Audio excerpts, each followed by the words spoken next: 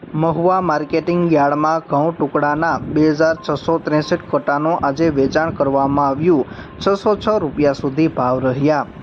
ભાવનગર જિલ્લાના Mahuva marketing yard ખાતે ઘઉંની આવક શરૂ થઈ ગઈ છે। યાર્ડમાં આજે 2663 કટ્ટા ઘઉં ટુકડાનું વેચાણ કરવામાં આવ્યું હતું, જેના એક મણના ભાવ 435 રૂપિયાથી લઈને 606 રૂપિયા સુધી રહ્યા હતા।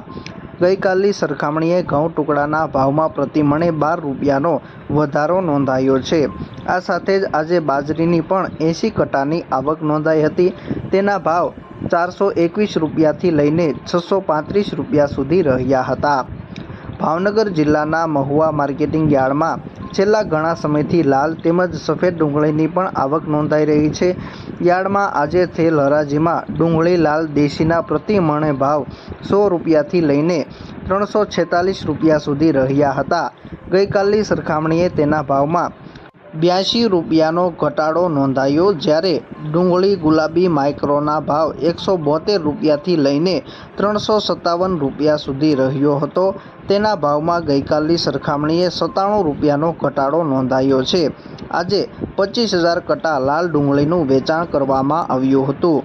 આ સાથે જ મહુવા માર્કેટિંગ યાર્ડમાં આજે ડુંગળી સફેદ ડિહાઇડ્રેશનના પ્રતિ મણે ભાવ 190 રૂપિયાથી લઈને 254 રૂપિયા સુધી રહ્યા હતા। તેના ભાવમાં ગઈકાલની સરખામણીએ 15 રૂપિયાનો ઘટાડો નોંધાયો છે। આજે 15,000 કટ્ટા સફેદ ડુંગળીનું વેચાણ કરવામાં આવ્યું હતું।